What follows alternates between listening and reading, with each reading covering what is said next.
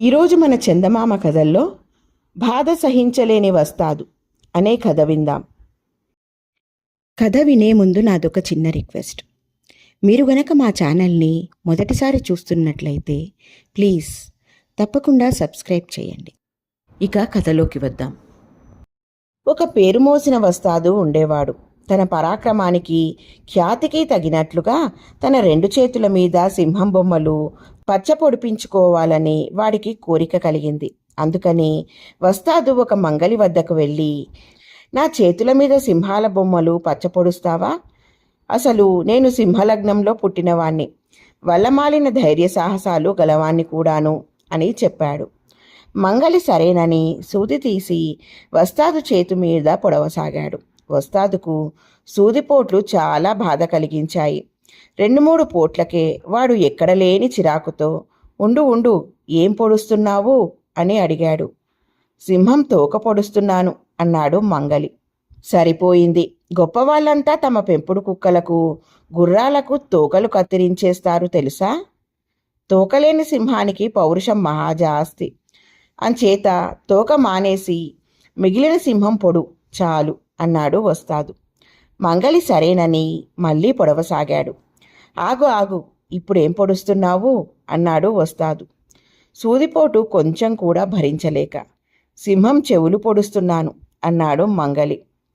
ఏడ్చినట్లే ఉంది. కుక్కలను పెంచేవాళ్ళు ఏం చేస్తారో నీకు తెలీదా? వాటి చెవులు కత్తిరించేస్తారు. పొడుగాటి చెవులుండే కుక్కలను ఎవరూ పెంచరు. సింహాలలో కూడా చెవులు లేని సింహాలే శ్రేష్టం అన్నాడు వస్తాదు. సరే అయితే చెవులు లేని సింహాన్నే పొడుస్తాను అంటూ మంగలి మళ్ళీ తన పని సాగించాడు. వాడు చేతి మీద పొడిచినప్పుడల్లా వస్తాదుకు పంచప్రాణాలు పోయినంత పని అవుతున్నది. తొందరపడకు, కొంచెం ఆగు, ఇప్పుడేం పొడుస్తున్నావు అని వస్తాదు మంగలిని అడిగాడు. సింహం నడుము పొడుస్తున్నాను అన్నాడు మంగలి. అఘోరించినట్లే ఉంది. నువ్వు ఏ జన్మనా కావ్యాలు కూడా చదువుతున్నట్లు లేదు. సింహాలకు నడుములే ఉండవని కవులు ఘోషిస్తున్నారు.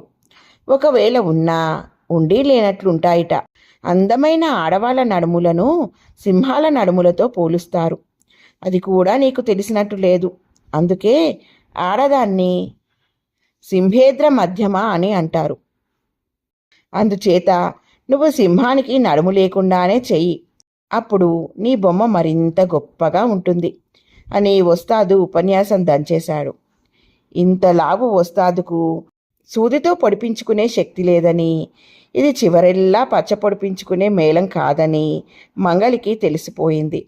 వాడు సూదిని రంగులను అవతల పెట్టి, వస్తాదు గారు, మీరు పచ్చ పొడిపించుకోను వద్దు, నేను పొడవా వద్దు, నన్ను అట్టే బాధించక వచ్చిన దారినే దయచేయండి అన్నాడు.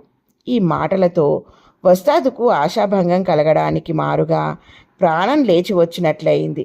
నీకు చేతగాకపోతే ఆ సంగతి ముందే నాతో చెప్పకపోయావా అని వాడు మీసం మెలివేసుకుంటూ చల్లగా ఇంటి దారి పట్టాడు. ఆరంభ శూరత్వం ఇలాగే ఉంటుంది. ఇలా ఉంది ఫ్రెండ్స్ ఈ కథ. బాగుంది కదూ? నచ్చిందా? అయితే లైక్ చేయండి.